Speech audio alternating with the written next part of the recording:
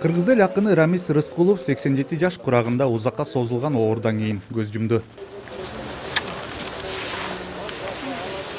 Акын Рамис Рыскулов 1934-жылы 9-сентябрда Чүй областынын Москва районундагы Кызыл Тоо айылында туулган. Алгач Фрунзе педагогикалык окуу жайын бүтүрүп, андан соң эле билим алуусун Москва шаарындагы Борбордук комсомол мектебинен уланткан. Кийинчерээк Максим Горький атындагы Адабият институтунда дагы окуп, эмгек жолун Кыргызстан пионери гезитинин адабий кызматкери болуудан баштаган. Анын биринчи ырлар жыйнагы «Жаз» деп аталып, ал 1959-жылы жарык көргөн. Ошондой эле Ырчыны, Күн майрам, Дамкан, Шаттуу ырлар, Дилбар, Гүлкү чачам, Жаштык шаары жана башка ырлар жыйнагы поэзияны баалаган ар бир адамдын эсинде. Улуу таланттын замандашы кыргыз эл жазуучусу Мелис Абакеровдун айтымында, ал башка акындардан ыр жазуу стили менен айырмаланып турчу. Бул Кудайдын эрке уулу, кыргыздарда акын деген пайгамбардын эрке баласы деп коет.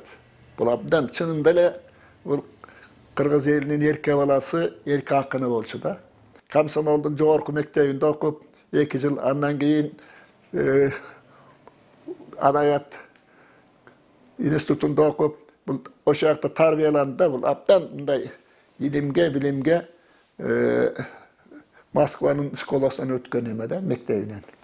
Анан бул ошон үчүн жанагы кыргыз адабиятына, кыргыз поэзиясына жаңылык алып келди да бул.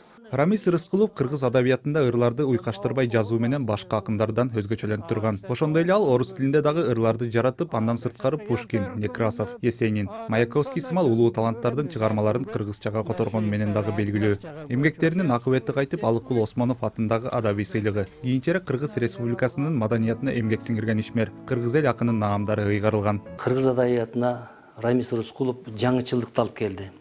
Өз учурунда 1960-жылдары бул Рамис Рыскуловдун чыгармачылык чабыты кеңейип турган мезгилде агырларды, уйкаштыгы жогоруларды, традициялык ыкмада чыгып кеткен башкача бир өңүттөгү ырларды жазуу боюнча кыргыз адабиятында дагы айрым бир сынчылардын арасында пикирлер туулган ар кандай.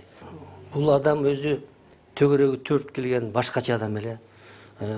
Бул чыгармадан башка сүрөттү тартуучу.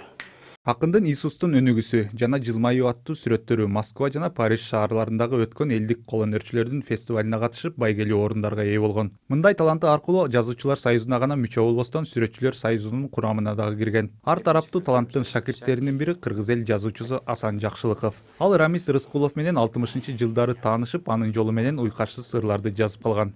Ушундай бир неординарный, өзүнчө бир эметкен акын болчу. Анан ырларын окуп келсек, жанагы троллейбус жөнүндө айтканы бар. Троллейбус зым карканда өмүрүн деп. Жана электрине 2 эмени байлап коюп, анан электрден жүрүп койсо жүрбөй калат эмеспи?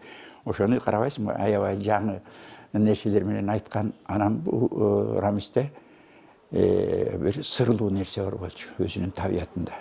Энергиясы, кубаты ашып-ташып турчу. Улуу акынды акыркы сапарга узаты зыйнаты эртең саат 2-де Бишкек шаарындагы үйүндө өткөрүлүп, сөөгү аларча көрсөтүүнүндө жерге берилет.